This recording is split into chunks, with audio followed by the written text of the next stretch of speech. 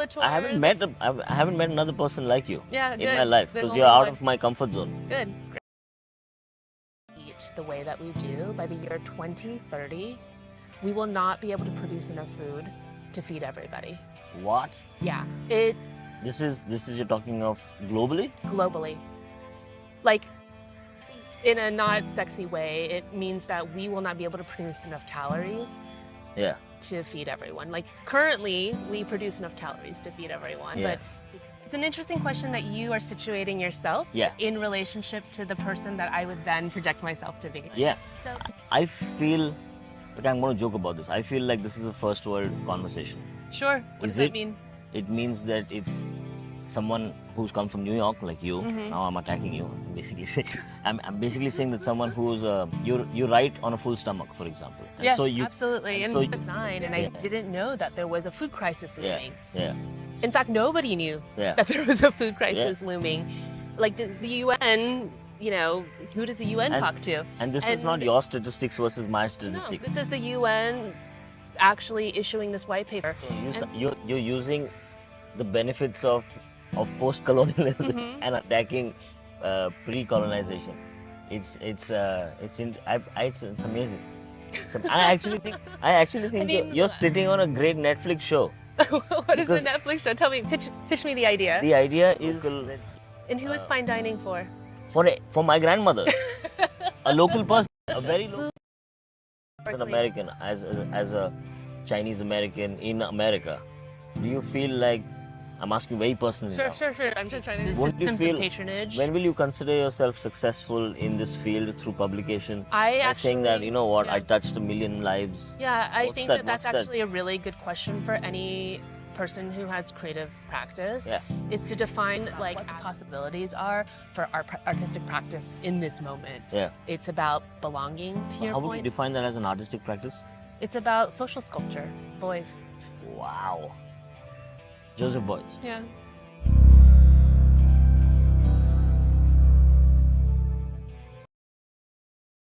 You, LinYee. Okay, that was rude. Sorry. The podcast started, by the way. No! I'm literally just saying that I'm about to sit down for a conversation. Are you ordering food? Yeah. On Zomato? Yeah, I'm getting a dosa delivered. You want to talk about food? Yeah, let's do it. Yeah. That was nice. Here you are. Thank you so much. Hello and welcome to this really interesting conversation which I am going to have. She's had multiple interesting conversations with multiple people about the subject of food.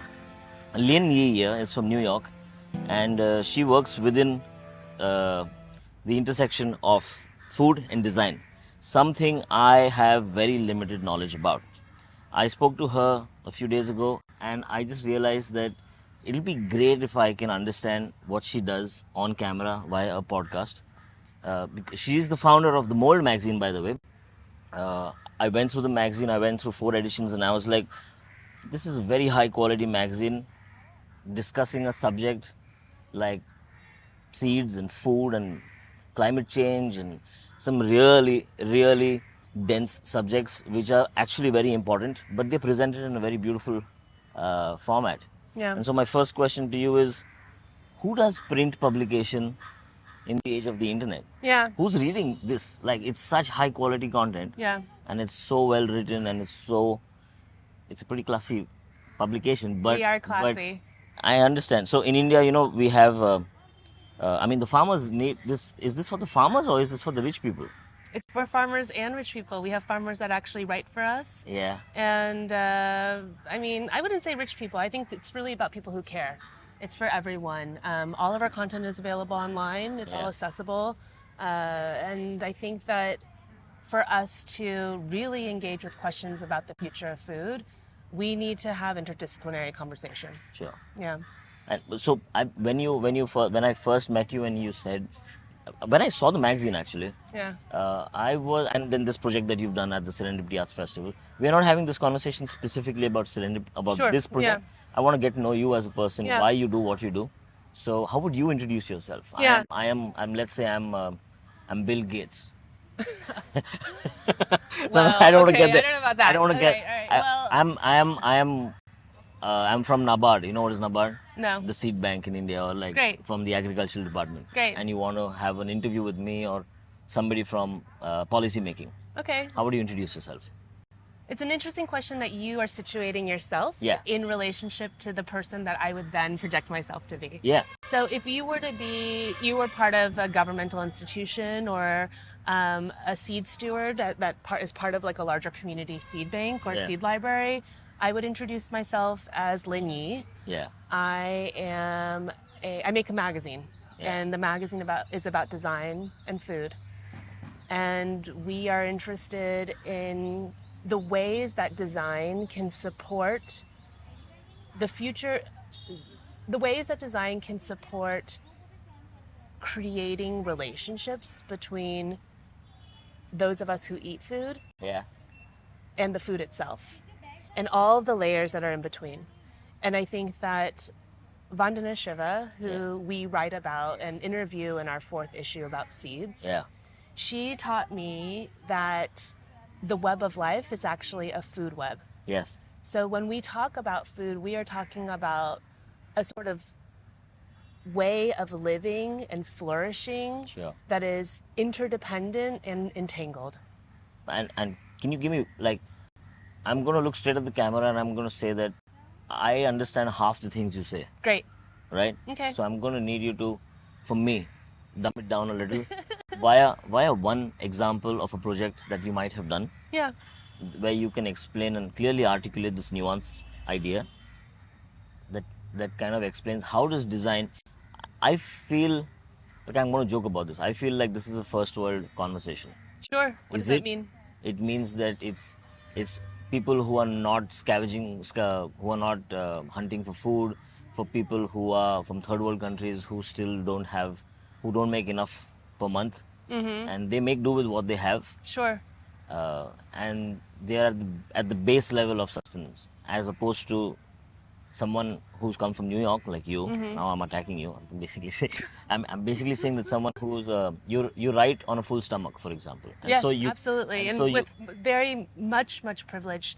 And I would say that this is not a conversation. I think that some of the ways that you are thinking about the world comes from a very black and white kind of approach. And part of the work that we are doing is to talk about the ways that our worlds are actually quite gray and very much connected. And we have so much to learn from people who are at the front lines of things like climate change and food insecurity, because the ways that our ancestors, for example, I'm Chinese American, the ways that my ancestors have approached food is nothing goes to waste. Yes. Everything from the Same. nose to the tail, Same. the bones, the feet, the tongue, the brain, the eyes, the ears, everything is used either to be consumed for nutritional and deliciousness and like amazing like sensorial pleasure, or used within the kind of ecosystem of life. And so I want to be very clear that when we talk about the future of food, I recognize the privilege that I have writing on a full stomach, as you say. Sure. But the work is only successful and is deeply interconnected with the ways that, specifically in design, we create avenues to design with the populations that are most at risk for this coming food crisis. And so when we talk... This coming food crisis. That's right. And so that is actually very much the impetus for the work.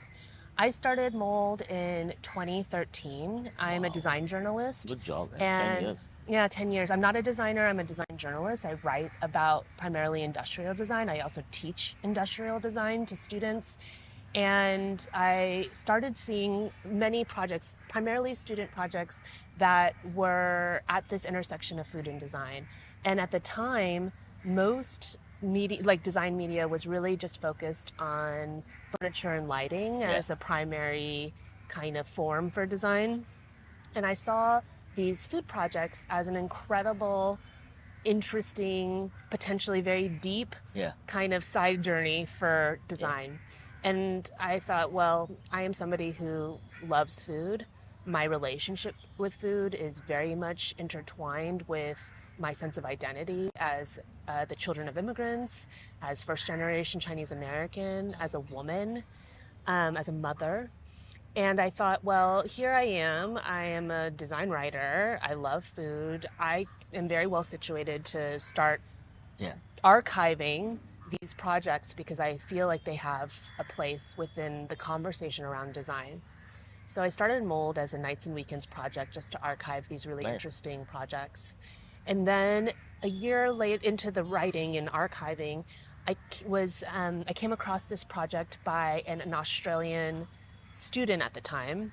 She is a communication design student. Her name is Gemma Warner. Yeah. And she created this poster project that communicated the kind of points in this UN white paper that warned that if we continue to eat the way that we do, by the year 2030, we will not be able to produce enough food to feed everybody.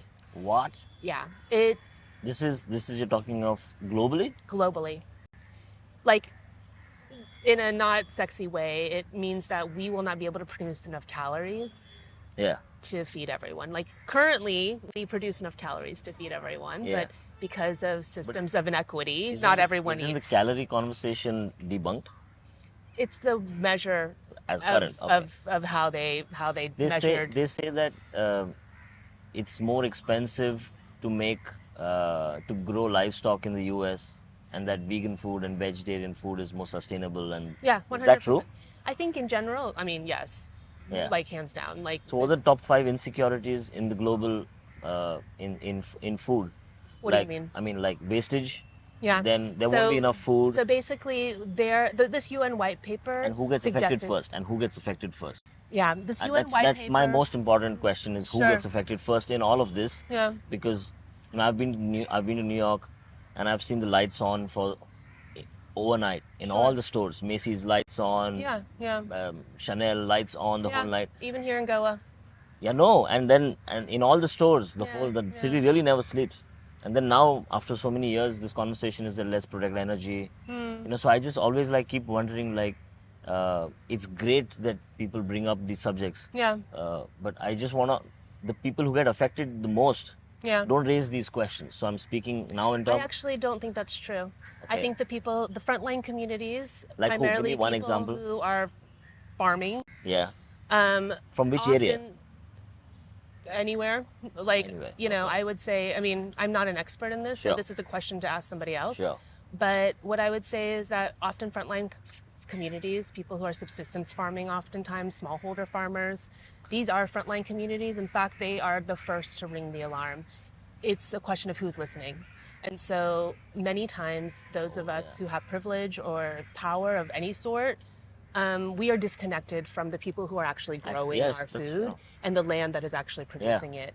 And so the work that we're interested in is in what ways can design point a finger and highlight the troubles that we're facing today. You're a journalist. It's like very well made. Your magazine is super slick. Oh, thank you. And it's very well, obviously, produced. Yeah.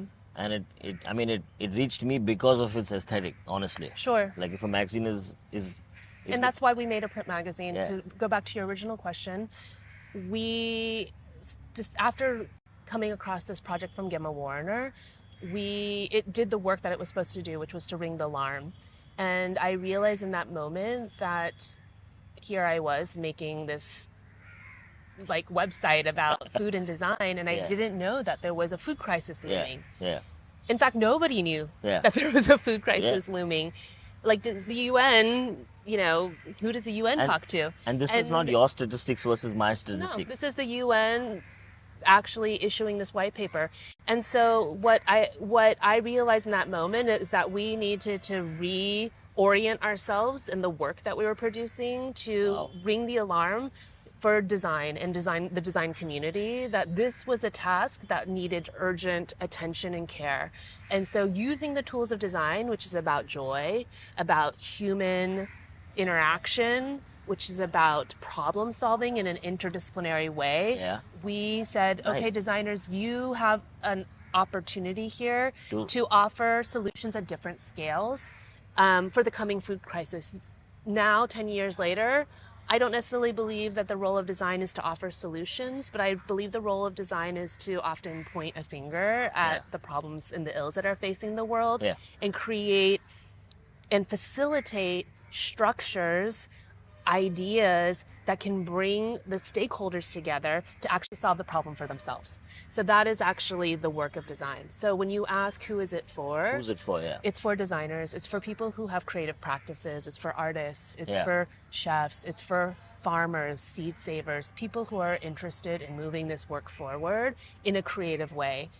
Oftentimes we talk about the work that we're doing within the context of a media platform as sparking a conversation and a dialogue for people who may consider themselves mere consumers to actually think of themselves as creative collaborators within the food system. Sure. And that means not just collaborating with other people, like farmers and scientists collaborating with chefs and consumers, quote unquote, people who buy groceries, for example, but also collaborating with the pollinators, collaborating with the soil, collaborating with the fungi. How do we expand our definition of collaborative design practice into a multi-species, interspecies conversation? That's insane. It's almost like you want to know what the mycelium are thinking like. Yeah, always. But also, I'm okay with I not dream of knowing. mycelium. Yeah, I'm okay with not knowing because I think it's such a colonial construct to always want to know and name something. I think it's okay for us not to know and Are you name. anti-colonialism or post-colonialism? You're using the benefits of post-colonialism and attacking pre-colonization. It's amazing. I actually think you're sitting on a great Netflix show. What is the Netflix show? Tell me, pitch me the idea. The idea is that you basically start the show from what the farmer thinks and what they're growing locally. Yeah. And you track the ingredient and the recipe all the way to its fine dining destination point. It could be in the same city or it could be internationally. Or not fine dining. Let's actually start with the seed. No, but it is fine dining. I like the concept of fine dining because you elevate a local. And who is fine dining for? For my grandmother, a local person, a very local person. Yeah. Fine dining is for the taxi driver. Fine dining does not have to be for the rich. This is a colonial minds. Have you tried the trefla curry, the Bangla curry in Goa? Bangla curry. What is in it? I've tried so many different It's got things. a local seed pod called trefla. It's got coconut. Oh, yes, so yes. From a gastronomy point of view, it's one of the most, sometimes sitting in India, I think India is a great country because the quality of food, I've traveled globally. Insane. And I just think that, in New York, people are eating cardboard. It's true. We're extremely disconnected with our food and the work. And you give anything from any country to an American and they just reduce it to its, I don't know what's happening. I was in Mexico. Yeah, it just flattens everything. They industrialized it to a level where they made it bare bones. So I was in Mexico and I was like, what? This is what a taco is? What the hell did I have in... Why are people in America living about Taco Bell? It's crap. It's bullshit. If you see what biryani tastes like in India... It flattens everything. My grandmother or my wife will make better biryani than the best chef in America, and I'm ready to come to your house immediately. Take your flight, get your fucking Michelin star people, come to my house. I openly invite you. The world versus my wife. And this is the energy and this is the recipe of my father. Yeah. Right. Yeah, And I'm tired of justifying somebody else's fine dining. You want to have an experience? Go pay for it. You want to have good food? Come to my house. That's right. Come to my friend's house. This is the energy we all need in order to actually start to move the conversation. And this is why I write and work in food, because of this energy. Because we all have histories. We are all connected to I ate Eritrean food. Yes. And I was like, this Eritrean food felt like I'm at home. It's so funny because one of my best friends is Ethiopian American. And I've been thinking a lot about her on this trip, not only because there are many Goans that I've encountered that look like they could be East African, but also because many of the foods I feel have a similar, there's some sort of, overlap that's Yeah. happening that is quite delicious. And so, yeah, It's crazy. Every American film I've seen where the mother calls the children for breakfast, and then when we're watching a film and we're like they're eating peas and carrots, and we're like, "Are you crazy? That's your fucking dinner? That's the most flat, horrible food you can eat." Like, and I don't know what's happened. And which is also why they keep the water tap open when there's an emergency, and they just run. Who's shutting that tap? Like, there's so many problems. One of your original questions that kind of asks who it's for. Yeah. It's important for us, in the ivory tower, in the No, belly of it's the not beast. the ivory tower. The belly of the beast to call this out, to work in this way, because we need to have critical conversations about our Who's food looking? and also our relationship with food on a very, very fundamental level, like knowing where our food comes from, knowing who grows it and why, knowing about seasonality. And why is that important? Because go for it. It's a 20-mark answer in the exam. Why is it important to know where your food comes from?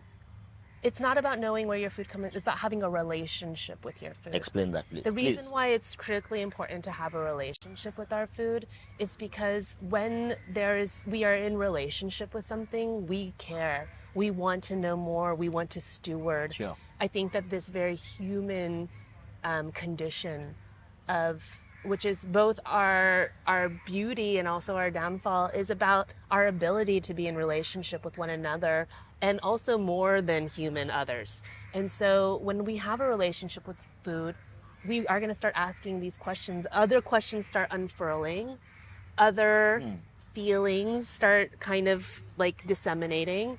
And we will then all of a sudden want to do better, know better, because that's just our nature, right? Yeah. And so, like, part of the design of the contemporary... You want to belong to a culture. Food has historically... You as an American, as a Chinese American in America, do you feel like...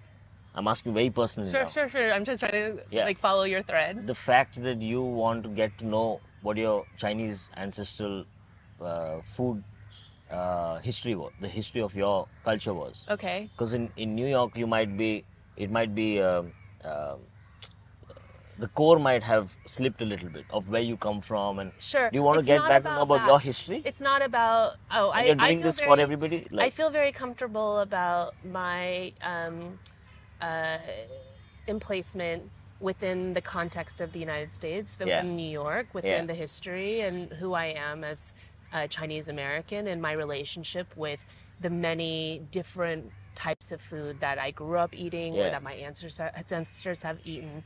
What I am interested in is, as a New Yorker, as a person who lives in a community with many people from many different places, how do we as a community come together to better understand the land that we are occupying? And and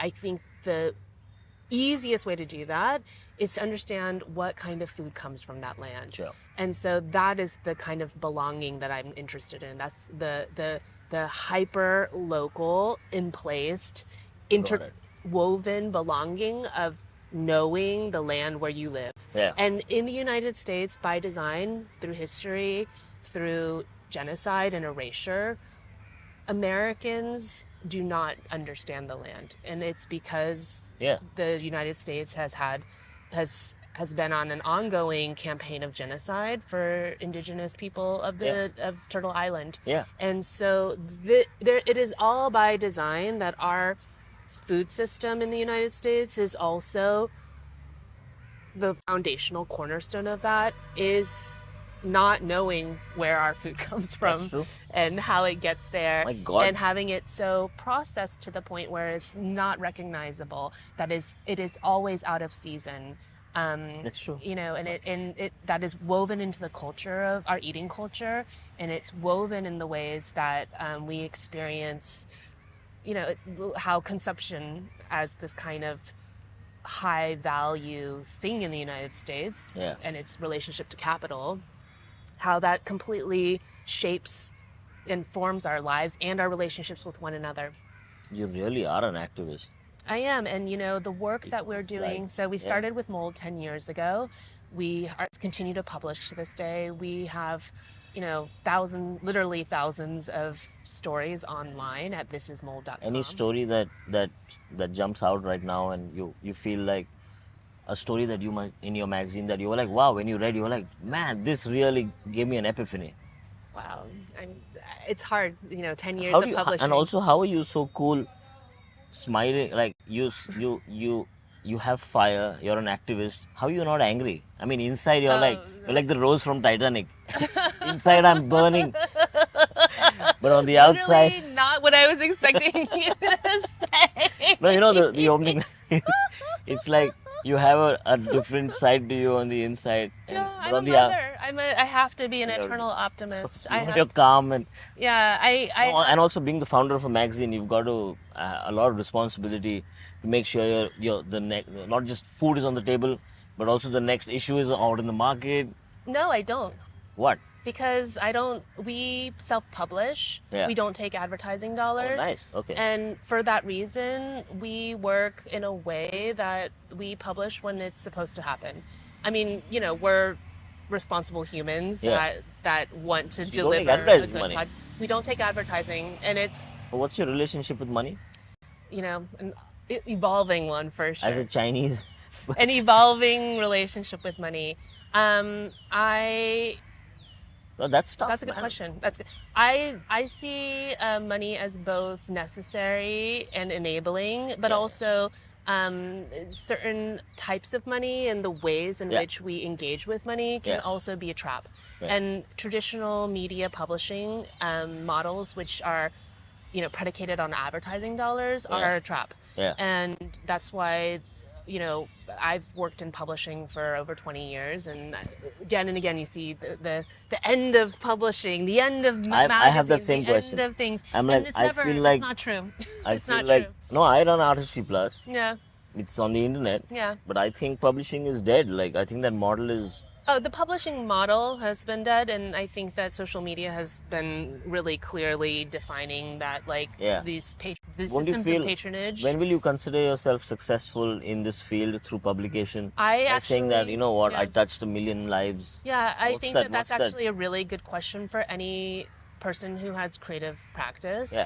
Is to define like what is your definition of success, or sex. We could talk about sex in a second. Yeah. What is your definition of success, at Yeah. the front end of things? Yeah. Because the system, the Yeah. capitalist system, tells you that success Yeah. is about selling 1 million units, Yes. making $1 million, destroying 1 million lives, like whatever that is for Yeah. capitalism. It's Yeah. about extraction Yeah. and about exploitation. Yeah. And The movie Avatar, basically, yeah. yeah. But also no, like there's I feel like there's other better examples of I'm that. just No, yeah. I mean, Bruno Latour wrote a whole essay about. Did you read No. the Compositionist Manifesto? No. You want to be nerdy and Yeah. like nerd out with Go me for it. about some Yeah. things that are like. I'm listening to you. I'm learning a lot through you. Yeah, Bruno Latour, I haven't met another person like you Yeah, in good. my life, There's because only you're out one. of my comfort zone. Good, great. So, and I'm having this conversation with the hope that you school me and educate me and teach.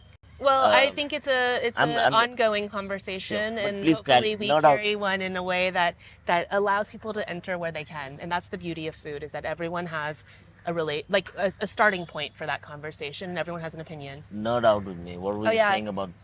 Avatar, Bruno Latour. No, the essay. Which essay? You just mentioned an essay. Oh So- yeah, Compositionist Manifesto. The French philosopher talks about how, starting with the movie Avatar. There's a French philosopher that has It to start has something. everywhere. Starting with Avatar, Yeah. talks about how the world in which we have enough in this world, Do and we? it's completely broken. And so the work of the future is about composing the different pieces that are available to us into new structures, forms, formations, models. It's about thinking about, a composer, a music composer, thinking about a bricklayer, thinking about people who build things. Like, we all need to be building things This with is nothing to do with food. it has everything to do with food. We live in systems Join the that, dots, please. yeah, we live in systems that dictate what we eat, how we eat, when we eat, Sure. all of these different things. Sometimes you got to break the system. And I think the food system specifically in the United States is designed for exploitation and extraction. Why do you think that? Because that's capitalism. We are No, capitalism. you can't say that's capitalism and then It is. put a I full mean, stop to that. Can you explain this nuanced idea? I mean, When you say it's capitalism, it's you've got to. I mean, the U.S. also exports enterprises. yeah, it's empire. It's empire, right? That's right. So there's a lot of import and export. Sure. You get stuff coming from all over the world there to be Yeah. consumed, Yeah. and now And it destroys communities everywhere. does it destroy? Yes. There's an Doesn't it? amazing book Wow, called just Eating. explain this to me. There's I felt that people get richer back home when they sell to the U.S. No, there's an amazing book called Eating NAFTA by a professor in New York, and her name is Alicia, and I can't remember her last name right now. But it's called Eating NAFTA, and the work talks about the ways that when NAFTA, which is a North American free trade agreement, was put into place, Yeah. and it completely shifted power dynamics in places like Mexico, Yeah. and sometimes actually destroying communities. And I I'm think gonna Mexico wants to get out of NAFTA. oh yeah, Yeah. because it's Even India, I think complete- recently a through completely unfair Yeah. deal, and it's good for shifts- them, it's bad for Yeah, in the long. yeah, I mean, like the American consumption of avocados, which I feel like is like That's- such a joke. I mean, like, but when you're eating an avocado in Yeah. the United States, it's like blood diamonds. Like there's Yeah. there's blood on your hands for the production of that thing Wow. to like move into the United States. This is the example I was asking you about Yeah. from the start. Yeah, continue. are. Take the avocado Yeah. conversation ahead. Yeah, I mean, I'm not gonna do the Sure. analysis justice, Sure. but I think this is why it's important to have a relationship with our food, because it's important to understand the context in which it's produced and then transported, to the place Yeah. where then it's distributed to everybody else. And so, I mean, we see this over and over again. You think about the banana republics and Yeah. the ways that the CIA in the United States were implicated in actually propping up these places for centers of, Yeah. political power, but also to produce a single species of banana. Yeah. And the way that this completely destroyed and reshaped the socio-political and geographic. Yeah. You know, like, Sri Lanka. relationship. Sri Lanka was totally screwed over because of palm oil production. Exactly, and And continues the to be, I'm entire sure. of Sri Lanka was actually just to satisfy American palm oil production. Yeah. They've changed the soil structure of That's right. in That's Sri right. Lanka. And so see, And I went to Sri Lanka recently, Yeah. and the taxi driver was like having it bad. And, That's what I'm and then telling you. the moment they said that we don't want to do palm oil and we want to do organic, something happened, and Sri Yeah. Lanka suddenly got screwed over. that's right. And everybody, I don't know the specifics of how the economy and who Yeah. signed what agreement and Yeah. because of NAFTA what happened. But I was there 7 days before the riots took place. Wow. I mean, this is And it real, was- and this is it's why real. I was saying yeah. that this conversation is not for Yeah. only one people. It's for every single person. And see, you do know a lot about this. You I know. just- No, but it's not something that I would. It's not a conversation that I would speak about with my close friends because honestly, it's not my problem. You understand? I'm being super honest about this. Sure. It's like I'm not going to be sensitive just because I'm on camera, but I'm going to tell you honestly that till shit doesn't hit the fan in my house, this is how anybody would behave when the population is so much. Sure. I can't be thinking about 5 communities. But maybe you think about deliciousness, and maybe you think about like, Explain that to me. yeah. I mean, I think that those Tease me. What are you saying? Those of us with privilege that, to your point, right, with full bellies. Everybody is privileged. But I mean, no, not everyone is privileged. I mean, in my community, there are 15% of the people who live within the What's your community? Crown Heights, Brooklyn. Okay. In my community, which is Physical community, a okay. small neighborhood in Brooklyn, Yeah. 15% of the people there are food insecure. So it's not everyone is privileged, and I think that that's critically important to always in Brooklyn, the recognize. Hasidic Jews that live in Brooklyn, they require kosher food. Sure. Or the Muslims living in Brooklyn, in Williamsburg, sure. they want halal food, Yeah. halal certified There's a food. halal There's a- butcher near me. Yes. Right? Who's giving the certification? Who's growing the vegetables? I don't know. I'm not sure. So if you want all of these specific things in your local market Yeah, for human beings who don't want to go back home and sustain this, sure. of course you're going to create systems where an entire factory has to be set up to satisfy this hunger, this kind of hunger and this Yeah, specific taste. I'm kind of confused by what you're saying. I'm saying that there's a utility-based butchering that's happening. I mean, everything that's getting messed up in what you write about is because of a human supply demand. Sure. So I'm but trying to I want to be justify- really clear that having specific eating requirements, whether that's halal or kosher or vegetarian or vegan or Like American caviar comes from the Mediterranean and Sure. above Africa and Egypt. Sure, I And think that it like, needs but a I just want jet. to be clear. Like, I just want to clarify Yeah. that people with specific eating requirements, Yes. like those needs and desires, are not the things that are putting pressure on our food system. Sure. That's just about being human and about culture. Yeah. And I think that we need to be clear that like it's not a kind of supply demand from a very human level. What we're talking about is food systems, the larger yeah. political and economic factors that are at play that limit and define what is actually on the table. Sure. And so when I say, if Can you give me have one a example of a large model of this problem?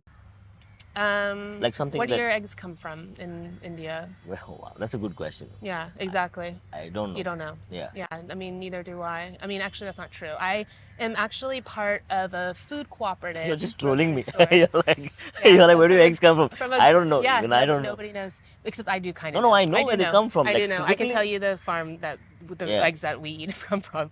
But and it's because I'm part of a food cooperative in New York City called the Park Slope Food Cooperative. It's been around for over 50 years. Yeah. And it is a worker labor cooperative. Yeah. That means every single member of the cooperative works Yeah. 2.5 hours every 6 weeks. I've done this with one friend of mine Yeah. in Williamsburg. It's a Where you go for 2 hours, you stare the slip, a small chit, and you basically tokenize your 2 hours, and Okay. then you can go to the market and you can pick up anything for that.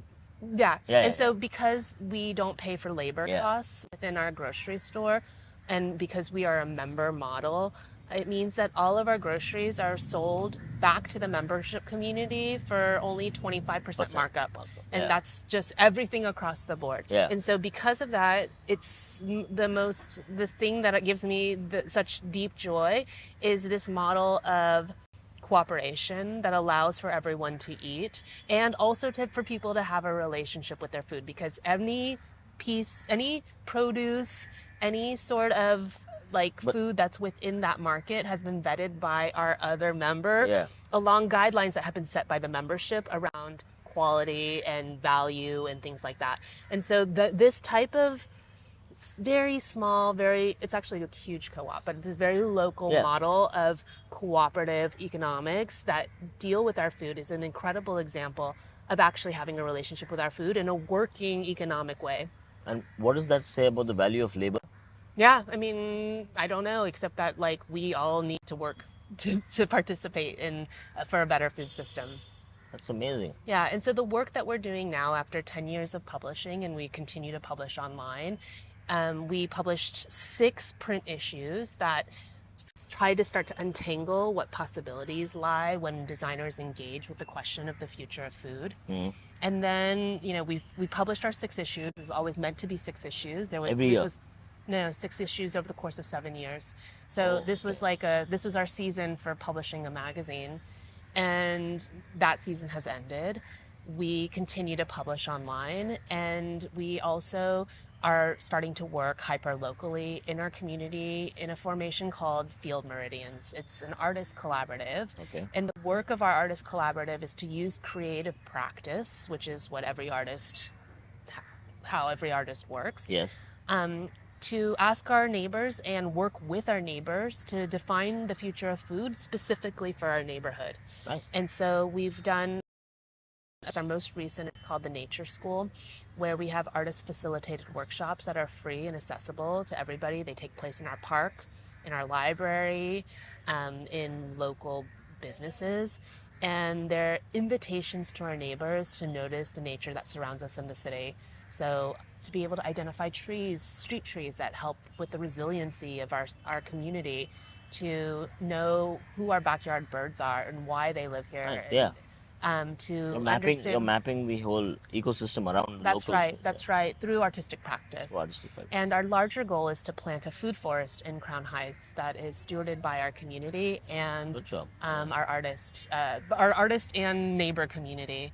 And so That's to good. think about planting a forest as artistic practice Yeah. is a huge shift in Yeah. in reorienting ourselves about what the possibilities are for our artistic practice in this moment. Yeah. It's about belonging, to your How would you point. define that as an artistic practice?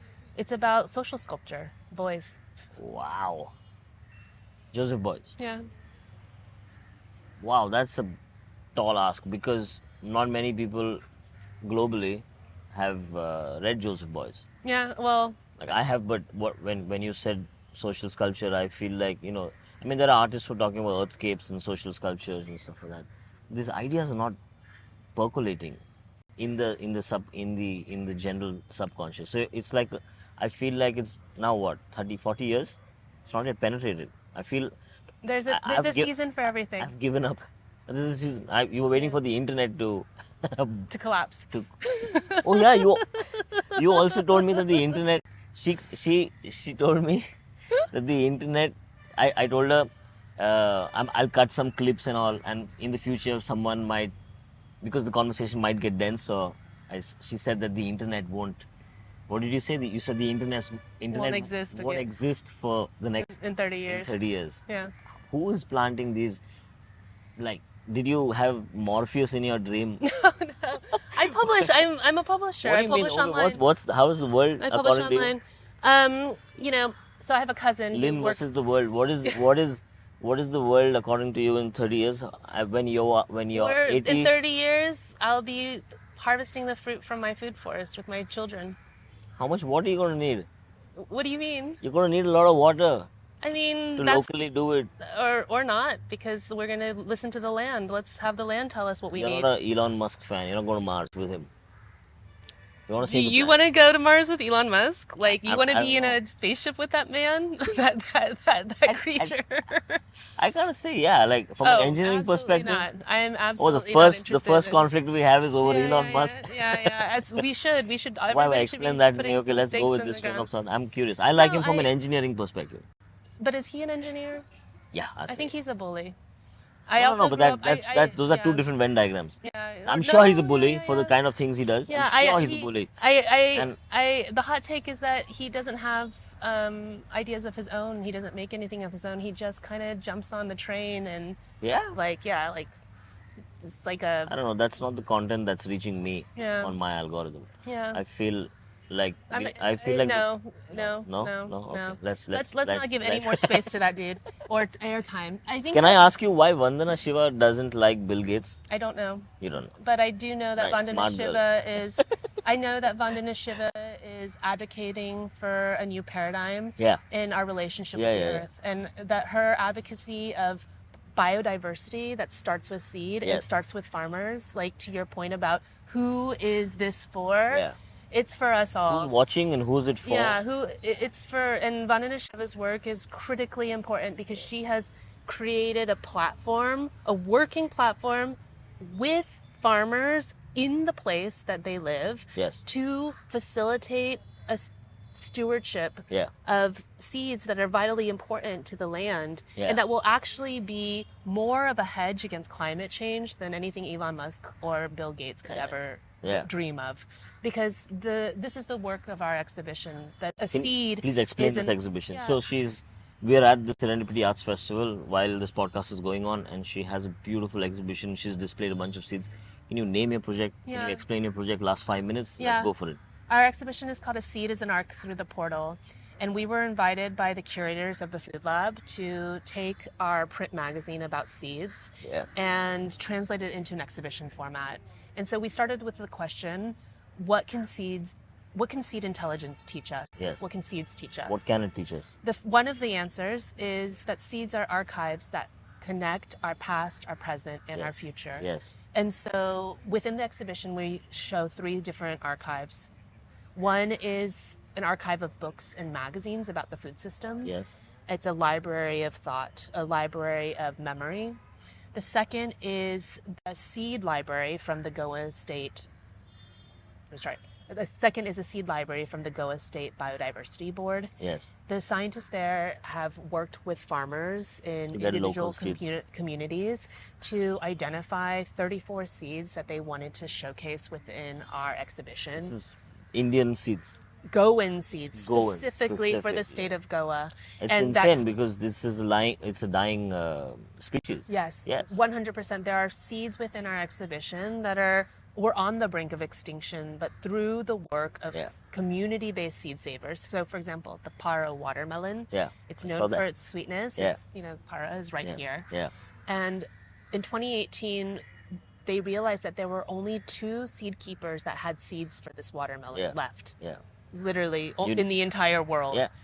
And the Biodiversity Board worked with these 2 seed keepers, these women seed Yeah. keepers, to start growing out the watermelon specifically for seed. 2 years later, they had enough seed to distribute to 5 separate farmers within the region, Nice. specifically to grow out this watermelon. And now they're looking to get a GI tag for this seed. Yeah. So this work is so important because it is really our bridge into the future, Yeah. into an uncertain kind of moment, right? Where Yeah. the foods that our ancestors eat that are critically important to us Yeah. are retained. That Retained. deliciousness, Yes. the knowing of the land knows is the rice, for example, that are grown in the Kazans. Yeah, the seed wants to connect back to its It's ancestral rematriation, soil. 100%. Rematriation. Yeah. Wow. Yeah, it's about rematriating the seed to the land. And so the third It's a archive, nice word. It's actually a word that I learned from a Mohawk seed saver named Rowan White. In Hawaii. No, in the United States, in Turtle Island. A Mohawk. Mohawk, yeah, it's an indigenous tribe. Yeah, yeah. And so, yes, but Yeah. also more.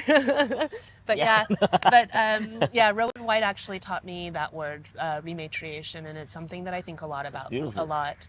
And the third archive is from the Goan American artist Sunil Sensgiri. Yeah. He's made this incredible film that talks about archives of memory and myth making, the stories that we tell, and the ways that those memories are actually an archive of resistance against colonization. And he connects the stories of Yeah, yeah. Goa, Absolutely. of Mozambique, of Angola, of Guinea-Bissau, and connects the struggles against colonization across Yeah. this entire kind of Yeah. band.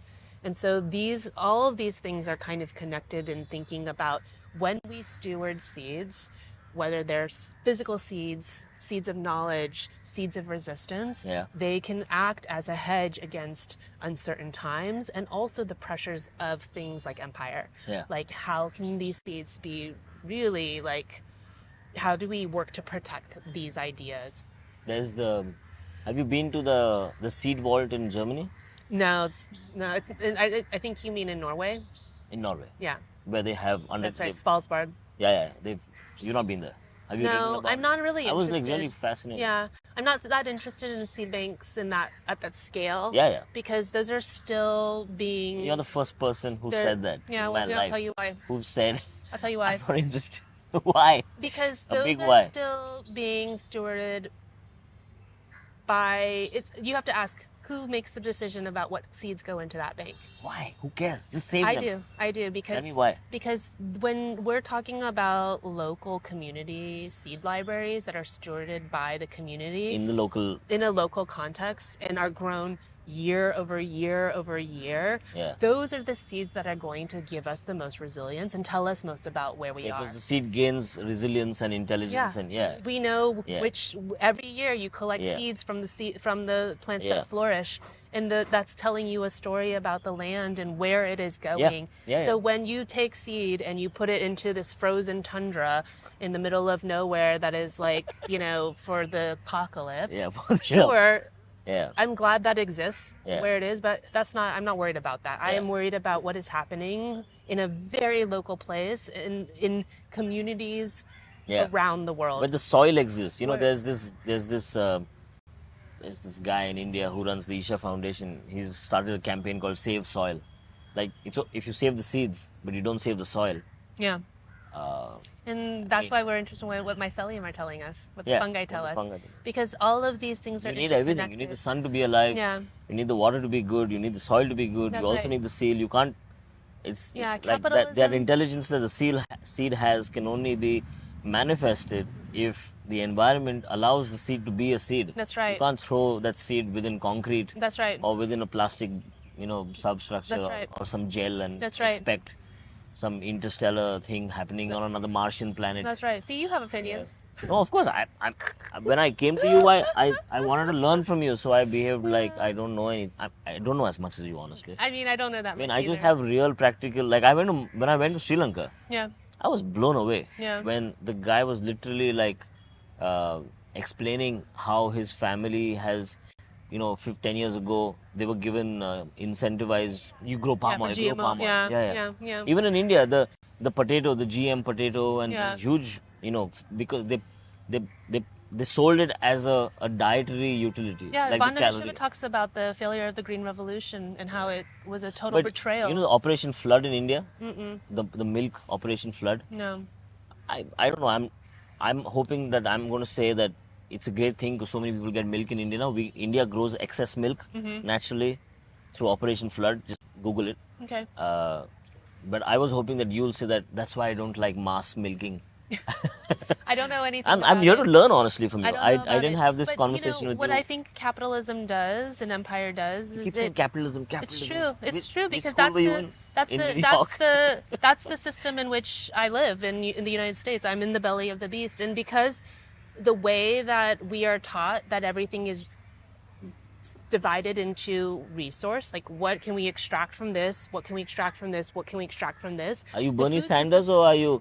None of the or above. are you? None of the above. I'm pro community. I'm like, let's talk about who is your city council member? Who is your community? Who's on your community board? That's what I'm interested in.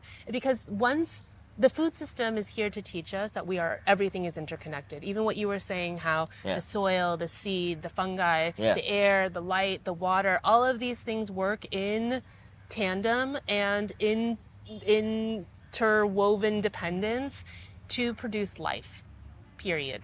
Like none of those things can be taken away from each other and still produce life. So what the food system teaches us, and not even food system, what food teaches us is that we cannot continue to look at things as separate resources to extract. We always need to approach things in a way that recognizes the entanglements and the interdependence of us all. Wow, that's nice. Ladies and gentlemen, LinYee, a natural world in a material world, a natural girl in a material world. I really had a great chat. Is there something I didn't ask you that brings out the best in you that you want to talk about? I think the work of the book present is Sure. for us to knit together our communities. Do you have a message for anybody that you want to inspire? Because the work you've done, you've collected so many stories. Yeah. I mean, this is a platform. You have you have a voice now. Oh, I've always had a voice. Yeah, through the magazine. I mean now. I'm a small channel, but I'm saying you run a super magazine. You already have voice. I think But that anybody being- with creative practice, any artist, Yeah. this is the time to use your work and Yeah. your platform to knit together a place and deepen your roots where you are. We need each other to survive the next, the kind of uncertainty of today. So that's the work that every artist should be engaging in right now is like, how do we knit together community, create sense of belonging, and better understand like this living web that we Yeah. are part of. Wow, that was a great podcast. Let's go into bloopers. Can I ask you just because you're Chinese American, I'm gonna ask you a question, which is, Okay. have you tasted Indian Chinese? I just had it last night. Gobi Manchurian.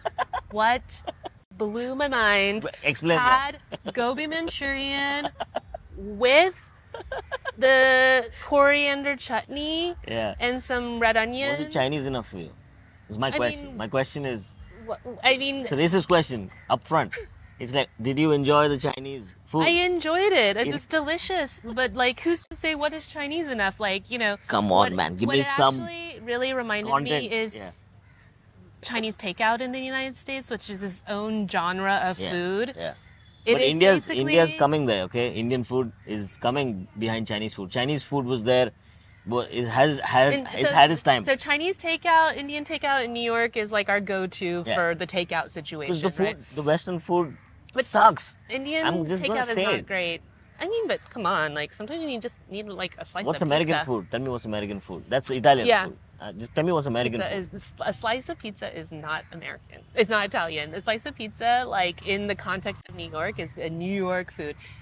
I don't know what American food is. It's I think an ongoing conversation. That's what she said. Yeah. It's like what happens is I'm asking you what is American food. You don't know what's American. Peas Yeah. and carrots. It's not. Peas and carrots aren't it. I would say things that are frozen. Efficient. Yeah. Like American, my hot take is that American food is Frozen. about efficiency. Yeah. Yeah, that's the problem, is that That's the American food problem. is about efficiency. What's okay? Yeah, but I love some But we have you the didn't- best pizza is the one that's on the corner. So Don't you feel that pizza has a lot of refined flour, and that like where's just joy in your life? Like, do you have an eating is- intestine?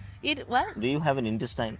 A what? An intestine. What does that mean? I mean, Like yeah, you have a large intestine and a small intestine. I mean, I hope so. Yeah, like- if you have too much maida, which is refined flour. I mean, it's a slice of pizza, my friend. Live, enjoy. It's food. Okay, going back to sex, we Yeah. missed it. Which is that Going back to we never discussed sex. well, you were like side eye. But the thing is that Okay, eating is let's the talk only about thing that we do besides having sex it. Yeah, that engages all of our senses. Sure. We are designed as humans to have pleasure in Yeah. eating. And so, I'm of the kind of group of like enjoy eating. We're designed to by do eating it. you mean eating. Just eat the things, eat everything. Like Yeah. everything is there to be enjoyed Yeah, and and be in relationship with it. You Sure. know, if that means just like, again, the best pizza in New York is the pizza that's on the corner. yeah, So like just knowing who your pizza dude is, Yeah. like having a relationship with them. My kids yeah. I've know seen where the Seinfeld. pizza shop. I've seen Seinfeld, and that soup Nazi episode really stands. Like, know your soup guy. Know your It's soup like guy. no soup for you. Yeah, know your bagel guy. Like all of these things are important. It's about being in relationship. I And if agree. it starts with just Yeah. knowing the dude who gives you the bagel in the morning, that's Yeah. a great starting place. Then you can start asking about refined flours Yeah. and where your cheese is. Who cares? Like it's a slice of pizza. Eat it. Like it's gonna be great. You really like your bagel guy. Yeah, I mean, I'm just saying, like, in New York, especially in my neighborhood, Yeah, it's a good it's place. not just about the bagel guy. It's really probably about the Yeah. bodega guy who's Yeah. probably Bangladeshi. Yeah. And so, like, or Yemeni. Yeah. So, like, having a relationship with your Yeah, I corner get it. I store get it. person is, Yeah. like, critically important. I have left keys with my corner store guy to be like, Yeah. okay, my friend's going to come tomorrow, Yeah. pick up keys. Like, here's my keys, Yeah. house keys. Like, that is trust. And that's the thing that is the building block of community, right? She trusts a lot of people. I trusted you. That was on that bombshell. I'm gonna say thank you so much. I really respect you speaking to me. Thank you for It's having been me. great. If you can look into the camera and you can say whatever you want to say about the podcast and how it went, and if you want to, I'll and then say like, comment, and subscribe to Art History Plus. That's something all YouTubers do. Okay, but what do In you India. mean by how it went? Okay, I'm going to restart the podcast, and you try to remember. This is for the editor to cut.